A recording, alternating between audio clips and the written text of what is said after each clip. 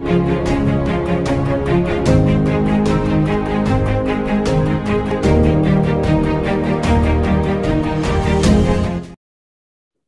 My dear students, welcome back to the channel. मैं आपका अपना डॉक्टर अनुपम आनंद, आपका बायोलॉजी मेंटर। आज के इस लेक्चर में हम लाइफ प्रोसेसेस के पार्ट 3 को डिस्कस करने जा रहे हैं।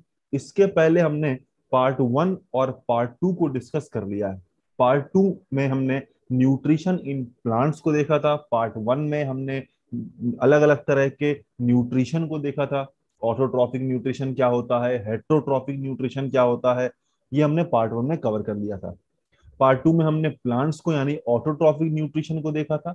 अब पार्ट 3 में हमें न्यूट्रिशन इन एनिमल्स को कवर करना है। जैसा कि हम जानते हैं कि जो प्लांट होते हैं वो ऑटोट्रॉफिक न्यूट्रिशन शो करते हैं, उसी तरह जो एनिमल्स होते हैं ये हेट्रोट्रॉफिक न्यूट्रिशन को शो करते हैं। हमने पहले भी हेट्रोट्रॉफिक न्यूट्रिशन में ये पढ़ा था कि जो भी ऑर्गेनिज्म हेट्रोट्रॉफिक न्यूट्रिशन शो करेगा वो अपना फूड खुद प्रिपेयर नहीं कर पाएगा। प्लांट्स चूंकि ऑटोट्रॉफिक न्यूट्रिशन शो करते हैं तो वो अपना फूड खुद प्रिपेयर कर लेते हैं। एनिमल्स अपना फूड खुद प्रिपेयर नहीं कर पाते हैं और वो हेट्रोट्रॉफिक न्यूट्रिशन को शो करते हैं।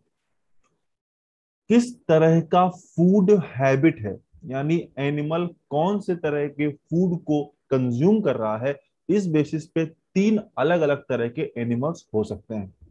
पहले को हम हर्बीवोर कहते हैं, जो सिर्फ ओनली प्लांट को ईट करता है, प्लांट्स को कंज्यूम करता है। कार्निवोर जो अदर एनिमल्स को कंज्यूम करेगा, ये प्लांट को कंज्यूम नहीं करेगा। और तीसरा ओमनीवोर, ये एनिमल और प्लांट्स दोनों को ही कंज्यूम करता है। जो हम लोग हैं, ह्यूमन बींग्स हैं, ये ओमनीवोर कैटेगरी में आते हैं। प्लांट और एनिमल्स दोनों को कंज्यूम कर सकते हैं। अब देखिए, बहुत ही इंपॉर्टेंट ये टॉपिक है, steps of nutrition in animals. हमें टोटल 5 स्टेप्स को यहाँ पर देखना है और ये पांचों स्टेप जिस सीक्वेंस में हम पढ़ रहे हैं उसी सीक्वेंस में हमें याद भी रखना होगा, क्योंकि इसी सीक्वेंस में सारे स्टेप्स होते हैं। पहला स्टेप है इंजेशन। इंजेशन वो प्रोसेस है जहां पर फूड को कंज्यूम किया जाता है, यानी फूड को बॉडी के अंदर डाला जाता है। इंजेशन का सीधे सीधे मतलब होता है intake of food. Intake of food यानी जो खाना हम खाते हैं उसी को इंजेशन बोला जाता है। इनटेक ऑफ फूड, खाना को हम इंजेशन कहते हैं। जो भी फूड हम खाते हैं उस प्रोसेस को हम इंजेशन बोल रहे हैं। तो पहला स्टेप तो खाना खाना ही है, फूड को कंज्यूम करना ही है, तो पहला स्टेप हो गया इंजेशन। दूसरा स्टेप है डाइजेशन। डाइजेशन एक ऐसी प्रोसेस है जहां पर लार्जर और इनसॉल्युबल ऑर्गेनिक फूड को हम कन्वर्ट करेंगे स्मॉलर सॉल्युबल इनऑर्गेनिक फूड में। इसको थोड़ा और डिटेल में समझते हैं। देखिए, इंजेशन में जो भी हमने फूड कंज्यूम किया है वो फूड लार्जर होगा, बड़े साइज का होगा, इनसॉल्युबल होगा यानी ये एब्जॉर्ब नहीं हो सकेगा, और ऑर्गेनिक फूड होगा। अब जरा देखिए, डाइजेशन के बाद अगला स्टेप आपको एब्जॉर्प्शन दिख रहा है। तो डाइजेशन करवाने की जरूरत इसीलिए है क्योंकि अगर फूड का डाइजेशन नहीं हो पाएगा तो फूड का एब्जॉर्प्शन भी नहीं हो पाएगा। तो डाइजेशन हम मेनली इसीलिए करवाते हैं ताकि हमें आगे चल के फूड को एब्जॉर्प्शन करवाने में कोई दिक्कत ना हो। तो मेन मोटो डाइजेशन का है वो है एब्जॉर्प्शन, फूड को एब्जॉर्ब करवाया जा सके, इसीलिए हमें डाइजेशन करना पड़ता है। अब जरा देखिएगा, मान लेते हैं ये एक फूड है जो आपने कंज्यूम किया है। अब ये लार्जर साइज का है। डाइजेशन करने से होगा क्या कि ये फूड छोटे छोटे स्मॉलर फूड पार्टिकल्स में कन्वर्ट हो जाएगा। जो लार्जर फूड पार्टिकल है ये स्मॉलर फूड पार्टिकल में कन्वर्ट हो जाएगा। Larger food particle is converted into smaller food particle. अब ऐसा करने से क्या होगा, देखिए, लार्जर फूड पार्टिकल एब्जॉर्ब नहीं हो पाएगा क्योंकि वो बड़ा साइज का है। लेकिन अगर इसे हम छोटे साइज में कन्वर्ट कर देंगे तो ये आसानी से एब्जॉर्ब हो जाएगा। तो डाइजेशन का मेन जो मोटो है वो है एब्जॉर्प्शन ऑफ द फूड। अगला पार्ट देखिए, वो है absorption. Next step is absorption. ये एक ऐसी प्रोसेस है जहां डाइजेस्टेड फूड को पास किया जाता है through the intestinal wall into the blood stream. अब थोड़ा सा देखिएगा, एब्जॉर्प्शन एब्जॉर्प्शन का जो मेन साइट है वो होता है स्मॉल इंटेस्टाइन। ऐसा नहीं है कि लार्ज इंटेस्टाइन में एब्जॉर्प्शन नहीं होता है, लेकिन मेनली जो एब्जॉर्प्शन होता है वो स्मॉल इंटेस्टाइन में होता है। अब देखिए, हम आगे चल के एलिमेंट्री कनाल को पूरा डिस्कस करेंगे। फिलहाल आप इतना समझ लीजिए कि जो स्मॉल इंटेस्टाइन है यहीं पर एब्जॉर्प्शन होता है। दूसरी बात, स्मॉल इंटेस्टाइन से फूड जब एब्जॉर्ब होता है, मान लीजिए ये एक स्मॉल इंटेस्टाइन की वॉल है और हमारा फूड कुछ यहाँ प्रेजेंट है, तो जब ये फूड एब्जॉर्ब हो जाएगा इसके वॉल के अक्रॉस पास हो जाएगा, तो ये फूड ब्लड स्ट्रीम में चला आएगा। जो ब्लड फ्लो कर रही है हमारा फूड इसी ब्लड स्ट्रीम में पहुंच जाएगा और इसी ब्लड के थ्रू इसे हम बॉडी के दूसरे सेल्स तक पहुंचा पाएंगे। तो सबसे पहले तो हमें ब्लड को फूड को स्मॉल इंटेस्टाइन से निकाल के ब्लड में डालना होगा, ताकि फूड ब्लड से होते हुए दूसरे सेल्स तक पहुंच पाए।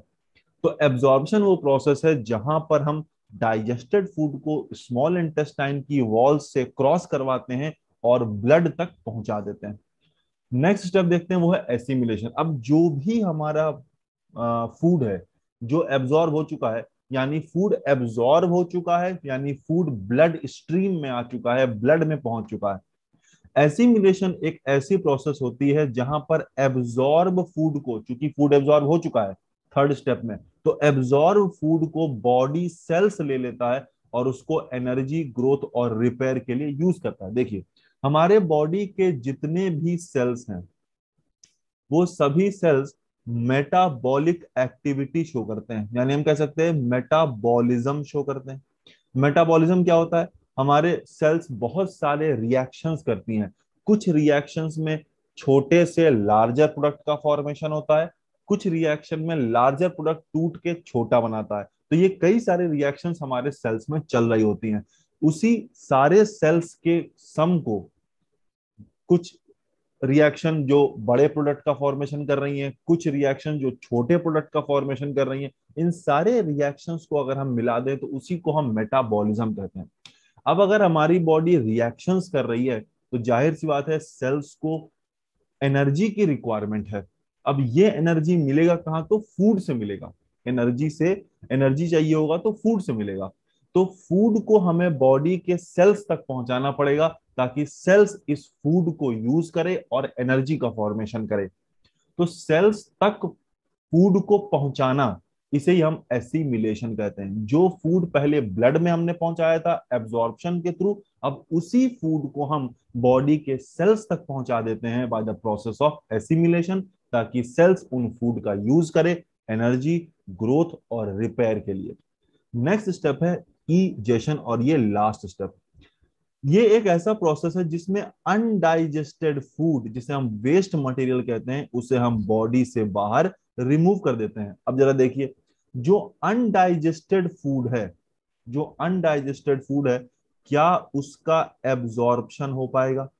जो अनडाइजेस्टेड फूड है उसका एब्जॉर्प्शन नहीं हो पाएगा। तो जब फूड का एब्जॉर्प्शन ही नहीं हो पा रहा है तो फूड ब्लड में नहीं आ पाएगा स्मॉल इंटेस्टाइन से। अगर फूड ब्लड में नहीं आ पा रहा है तो ये हम सेल्स तक नहीं पहुंचा पाएंगे, और अगर सेल्स तक फूड को नहीं पहुंचा पाएंगे तो वो फूड हमारे किसी काम का नहीं है। क्योंकि मेन जो मोटो फूड खाने का होता है वो होता है सेल्स तक फूड को पहुंचाना, ताकि सेल्स उन फूड का यूज करके एनर्जी बना सके। तो जो फूड एब्जॉर्ब नहीं हो पा रहा है वो फूड हमारे लिए वेस्ट है, क्योंकि उस फूड को हम सेल्स तक नहीं पहुंचा पाएंगे, यानी उस फूड से हम एनर्जी नहीं ले पाएंगे। तो जो अनडाइजेस्टेड फूड है, यानी जिसका एब्जॉर्प्शन नहीं हो पाएगा, उसे हमारे बॉडी से बाहर निकालना होगा, क्योंकि वो हमारे किसी काम का नहीं है। तो यही 5 स्टेप हमें ध्यान रखना होगा। पहला स्टेप इंजेशन है, यानी फूड का इनटेक। दूसरा स्टेप डाइजेशन है, यानी लार्जर फूड को स्मॉलर में कन्वर्ट करना ताकि उसका एब्जॉर्प्शन हो सके। तीसरा स्टेप है एब्जॉर्प्शन, जिससे कि ब्लड में हम फूड को पहुंचा सकें।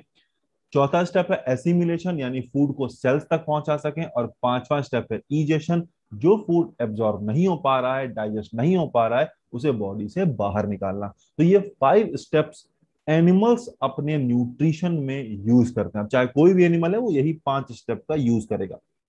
नेक्स्ट देखते हैं न्यूट्रिशन इन अमीबा। अमीबा किस तरह से न्यूट्रिशन के प्रोसेस को परफॉर्म करता है। एक बात हम सभी को ध्यान रखना चाहिए कि चूंकि अमीबा भी एक एनिमल है, तो यही 5 स्टेप आपको यहाँ भी देखने को मिलेगा। देखिए, पहला स्टेप यहाँ पर आपको इंजेशन दिख रहा है, दूसरा डाइजेशन है, तीसरा एब्जॉर्प्शन, चौथा एसिमिलेशन और पांचवा इजेशन। वही 5 स्टेप यहाँ भी फॉलो हो रहे हैं।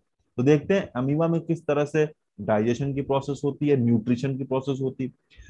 अमीबा के पास सूडोपोडिया नाम के प्रोजेक्शंस होते हैं। ये देख रहे हैं आप बीच में, यहाँ देखिए ये फूड पार्टिकल, ये बीच में फूड है।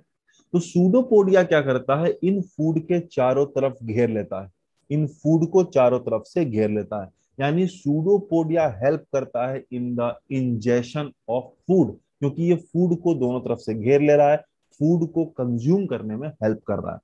सेकेंड स्टेप क्या होगा कि जो सूडोपोडिया पहले फूड के दोनों साइड प्रेजेंट थे, अब फूड को चारों तरफ से घेर लेते हैं और फॉर्मेशन कर लेते हैं फूड वैक्यूल का। फूड वैक्यूल से एंजाइम निकलता है जो कि इस फूड पर एक्ट करता है, जिससे इस फूड का डाइजेशन हो पाता है। तो सबसे पहले सूडोपोडिया बना जिससे कि इंजेशन हो सका, दूसरा सूडोपोडिया दोनों तरफ से बंद हो जाएगा और फूड वैक्यूल का फॉर्मेशन करेगा। ये फूड वैक्यूल एंजाइम्स रिलीज करेगा जो कि फूड का डाइजेशन करवाएगा। तीसरा देखिए एब्जॉर्प्शन है। जो भी डाइजेस्टेड फूड है डिफ्यूजेस आउट। अब यहां पर आउट का मतलब क्या है, सेल्स से बाहर नहीं, आउट का मतलब है कि ये फूड वैक्यूल से निकल के, फूड वैक्यूल से निकल के सेल्स में चले जाएंगे, फूड वैक्यूल से निकल के सेल्स में चले जाएंगे। तो जो डाइजेस्टेड फूड है उसका हम एब्जॉर्प्शन करवा सकते हैं क्योंकि वो स्मॉलर फूड पार्टिकल में कन्वर्ट हो गए। तीसरा स्टेप देखिए एब्जॉर्प्शन का यहाँ पर हो गया है, फूड वैक्यूल से निकल के सेल्स में पहुंच चुका है। अब चौथा स्टेप है एसिमिलेशन। हम जानते हैं एसिमिलेशन में क्या होता है, फूड सेल्स तक पहुंचता है जिससे कि सेल उसको ग्रोथ, एनर्जी एंड रिपेयर के लिए यूज करता है। इसीलिए यहाँ पर लिखा हुआ है अमीबा ग्रोज, क्योंकि जो फूड वैक्यूल से निकल के सेल में आया है, अमीबा इस फूड को अपने ग्रोथ के लिए यूज कर लेगा, यानी अमीबा का साइज बढ़ जाएगा, अमीबा ग्रो कर जाएगा। लास्ट स्टेप है इजेशन। कुछ फूड अनडाइजेस्टेड रह जाते हैं, कुछ फूड का डाइजेशन नहीं हो पाता है। तो जिन फूड का डाइजेशन नहीं हो पाता है, थ्रोन आउट, यानी उनको सेल्स से बाहर निकाल दिया जाता है, क्योंकि जो फूड डाइजेस्ट ही नहीं हो पाया वो एब्जॉर्ब नहीं हो पाएगा, एब्जॉर्ब नहीं हो पाया तो उसका एसिमिलेशन नहीं हो पाएगा, एसिमिलेशन नहीं हो पाएगा तो उसे हम एनर्जी में यूज नहीं कर पाएंगे। तो जो फूड एनर्जी नहीं दे रहा वो हमारे किसी काम का नहीं है। तो अमीबा भी क्या करता है, उस फूड को बॉडी से बाहर निकाल देता है। तो ये 5 स्टेप हैं, ingestion, digestion, absorption, assimilation and egestion. यही 5 स्टेप जितने भी एनिमल्स हैं वो अपने न्यूट्रिशन के लिए यूज करेंगे। अमीबा भी एक एनिमल है तो वो इसी तरह से 5 स्टेप को यूज करता है। उम्मीद करते हैं वीडियो आपको समझ में आया होगा, ये टॉपिक आपको समझ में आया होगा, वीडियो आपको अच्छा लगा होगा। अगर ये वीडियो आपको अच्छा लगा है तो वीडियो को लाइक करिए, ज्यादा से ज्यादा वीडियो को शेयर करिए, और अगर आप चैनल पर नए हैं तो चैनल को सब्सक्राइब जरूर करिएगा।